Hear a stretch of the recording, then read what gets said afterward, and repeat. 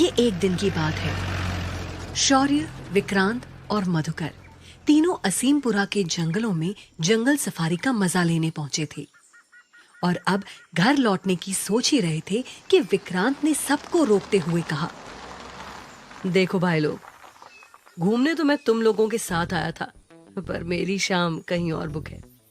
इसे सुनकर मधुकर कुछ कहता इससे पहले ही शौर्य विक्रांत की तरफ देखकर बोला, भाई अकेले अकेले कब से बुकिंग चालू कर दी तुमने? हम भी तो तुम्हारे प्लान में ही शामिल हैं। हमें पता है कि तुम सुखना ताल में उन सुंदरियों की ताल लीला देखने आए हो और वहां तो बहुत सारी लड़कियां होंगी, क्यों ना थोड़े मजे हम भी ले लें।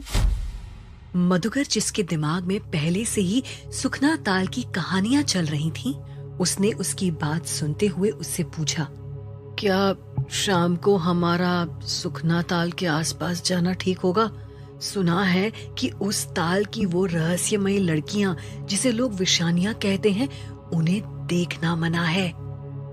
एक तो सुना जंगल, उस पर वो विशानियों की ताल लीला। मैंने बहुत कुछ सुना है और जो भी सुना है ना, कुछ ठीक नहीं सुना है। मधुकर की बातों को बीच में ही रोकते हुए शौर्य बोल पड़ा, भाई बात तो सही है कि शाम 6 बजे के बाद जो भी मर्द उस जंगल या निर्वाणा भवन के आसपास भटकता है, वो अगली सुबह पागल होकर सड़कों पर मिलता है। अरे हम तो पहले से ही पागल ठहरे, और कितना पागल होंगे। तीनों जोर से ठहाका लगाते हुए गाड़ी स्टार्ट करके तेज म्यूजिक बजाते हुए आगे की ओर निकल पड़ते हैं। जंगल के बीचों बीच ऊबड़ खाबड़ रास्ता शुरू हो चुका था और तीनों के दिमाग में आज बस उस नजारे को देखने की उमंग थी जो इस जंगल में निषेध था, पर आज कोई रुकने वाला नहीं था। इसी बीच मधुकर शौर्य को छेड़ते हुए बोला, ओ भाई स्पीड बढ़ा, शाम ढलने वाली है, सूरज ढलने से पहले कहीं हम ही ना ढल जाएं। ये सुनते ही शौर्य ने गाड़ी की रफ्तार तेज कर दी। गाड़ी की स्पीड के साथ ही विक्रांत और मधुकर पीछे बैठे बड़बड़ाने लगे, भाई यहाँ तक आकर अगर उन रहस्य से भरी लड़कियां, मेरा मतलब है विशानियों को नहीं देखा तो फिर क्या देखा? मैं तो ताल में अपनी अदाएं बिखेरने वाली विशानियों का रूप निहारूंगा। मैं तो सोच सोच कर ही पागल हो रहा हूँ भाई। उनकी आवाज में वहां पहुंचकर उन नजारों को देखने की तलब महसूस की जा सकती थी। तीनों कुछ ही दूर बढ़े थे कि विक्रांत ने तेजी से ब्रेक लगाकर गाड़ी रोक दी, क्योंकि उनकी गाड़ी के सामने अचानक से एक लड़की आ गई थी। विक्रांत गुस्से में कार का दरवाजा खोलकर बाहर आया। हालांकि वो उस लड़की पर जोर से चिल्लाना चाहता था, मगर जब उसकी नजर उस लड़की की सुंदरता पर गई तो वो अपना गुस्सा भूलकर पूछ बैठा, कहीं चोट तो नहीं आई तुम्हें? उस लड़की के रूप के आगे विक्रांत के तेवर ही बदल गए। वो लड़की बेइंतहा खूबसूरत थी। दूधिया सफेद रंग की जीनी चादर नुमा साड़ी में लिपटी उस लड़की को देखकर महसूस किया जा सकता था कि वो अभी अभी किसी इत्र के तालाब से नहा कर आई हो।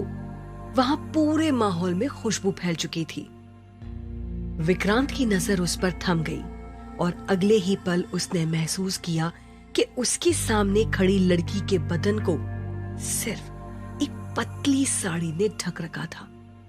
उसके सीने पर उस साड़ी के पल्लू के सिवा और कुछ नहीं था। झीनी साड़ी में लिपटा उसका बदन देखकर विक्रांत को एक पल के लिए लगा कि वो कोई अप्सरा है। उस लड़की का आधा बदन ही ढका हुआ था। साड़ी उसके अंगों को छुपाने की एक नाकामयाब कोशिश कर रही थी।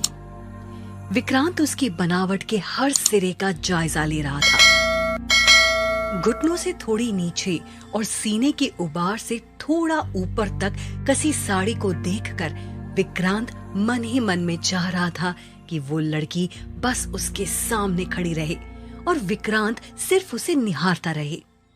तभी उस लड़की ने पूछा, तुम्हें मालूम है ना कि इस जंगल में शाम के बाद रुकना मना है?